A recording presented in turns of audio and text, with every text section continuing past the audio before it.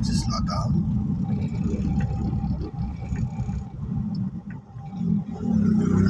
Kata ka na pagkailan. Nauna na siya. Start na muna. Nakaposisyon na siya. Hindi siya di pupunta. Pupunta na. Diretso ka lang po. Diretso lang po. Yes. Yes. Yun.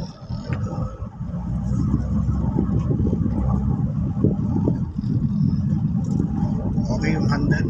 Maganda, maganda.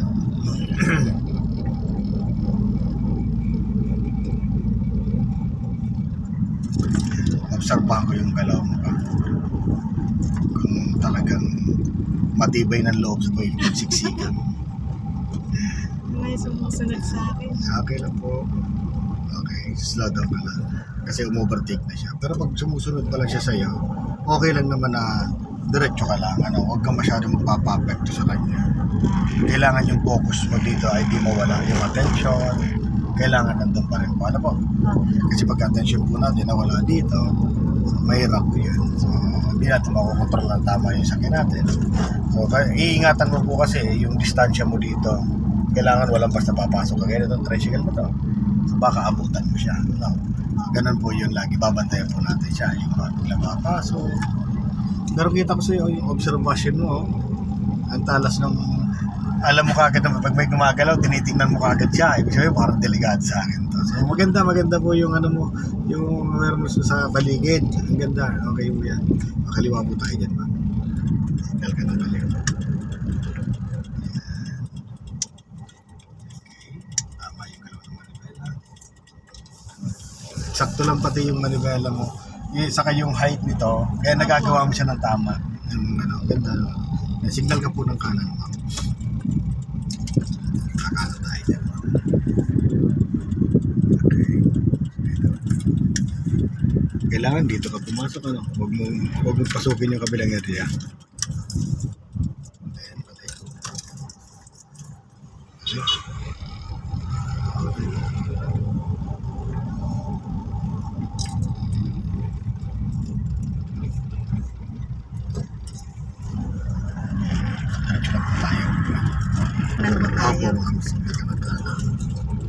Slow down.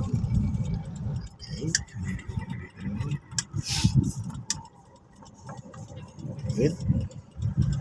So, tama yung galaw. Sakto. Sakto yung galaw. Eksakto din yung bawas. Eksakto yung bawas sa manibela. Tama yung bawas niya. So, I think dito tayo yata sa kaliwa na po. Signal ka ng kaliwa na po. Kaliwa po. Opo, ma'am. Ayan, doon tayo pupunta. Ayan. Slow down ka. Okay, check mo yung nanggagaling sa kanan. Okay, gabang na konti-konti, ma'am. Gabang. Ayan. Then, kapit na konti manibela dyan. After nito, so pwede na. Mayroon sa kaliwa mo. Nanggagaling din.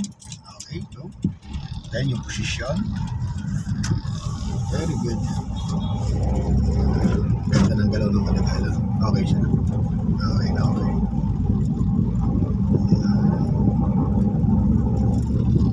Gagawin natin, dadaan tayo ng expressway. Papunta tayo ng Santa Rosa. Palagay mo, anong gusto mo? Anong gusto mo, expressway o city driving?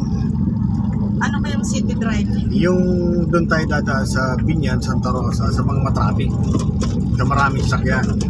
Pag gusto mo naman expressway, ito yung mga bilisan. Yan tayo, pili ikaw. Gusto mo ba experience yung expressway? Ngayon na. Oo, pwede na. Pwede. Para sige ma'am, expressway tayo. Sige. So, pa-entry na kami naman sa expressway. Training ma'am yun kung paano mag-drive sa expressway din. Pero ang exit natin ma'am ay puntang Calamba. Ano pa? Puntang Calamba po? Po, ang exit natin. Dito lang po ikaw sa lane na to. Kasi sa kabilang lane, sa kanan, ay puntang Manila yun. Dito ka lang po sa bandang kanan. Ayan. Ay kaliwa lang pala tayo. Bandang kaliwa, yung kanan ay Manila.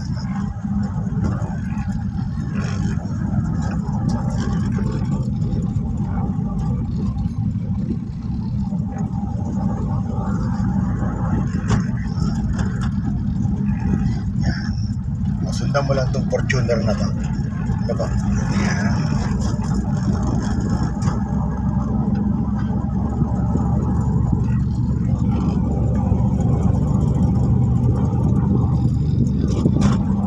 Sundan mo lang.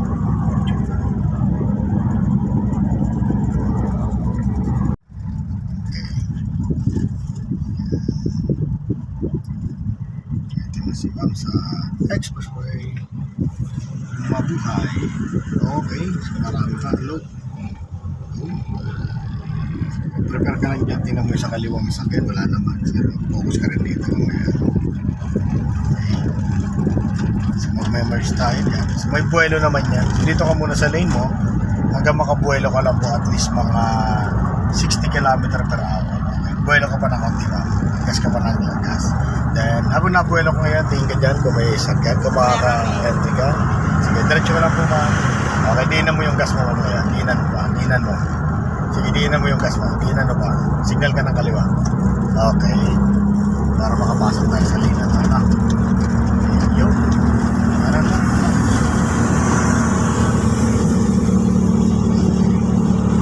So, tanggalin mo yung signal niya. Okay. Diretso. So, 2 kilometro pa yan, ma'am. So, diretso ka lang po.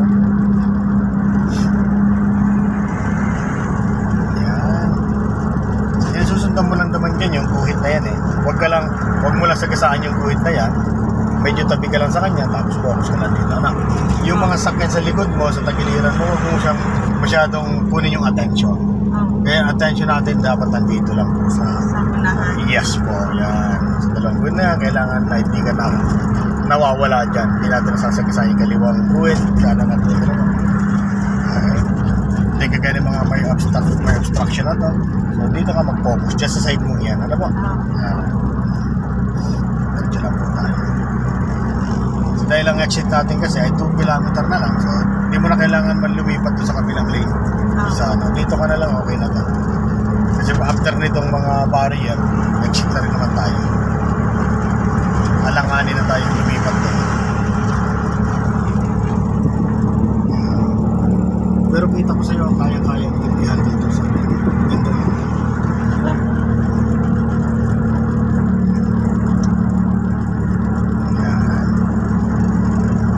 Kasi nga lang itong sakyan mo, siyempre nagkakaedad na siya, ganyan na lang ako. Hindi siya makahabol. Medyo may edad na. Nakaho eh. Kaya minsan natatakot na akong Natatakot ka na mag-long drive, baka mamay biglang itingin na. Kaya bago to itakbo ng long drive, siguraduhin mo condition talaga siya. Napatingnan mo siya sa mga gagaling na mekaniko, napakondisyon mo. Kita ka naman kanina mga gulong, mga okay pa eh. So doon sa mechanical lang talaga yung nagiging issue. So may engine check nga yan. Pero pagdating sa electrical lang, kasi naramdaman ko naman sa makina mo, may pag-smooth naman, okay naman siya. Pero, siyempre, dahil sa may engine check yan, kailangan pa rin pa-check natin siya. No? ano lang to, pang malapitan lang. Pang malapitan. Okay. So, signal lang. Slow down ka na, ma'am. Signal ka na rin ng kanan. Okay.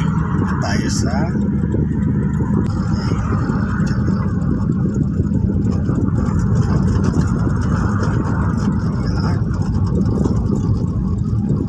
Right side ka naman dyan ang lead kasi naka-ADC ka naman. Dito ka sa bandang kaliwa. Sundan mo na yung truck na yan.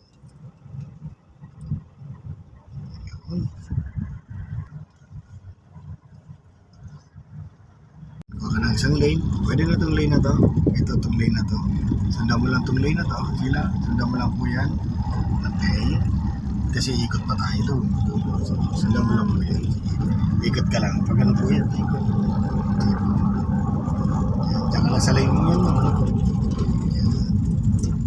So, yan. By lane, lane by lane naman yan. So, hindi naman sila basta papasok sa area mo.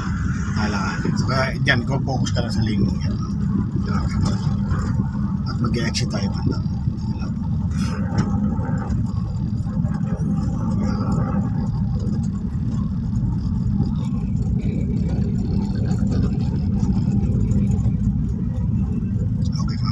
tayo diretso. Okay, diretso ka lang po. Yung isang lane sa bandang kaliwa, yun ang kunin mo. Yung sa may motor na yun ang kunin mo. Okay. Okay.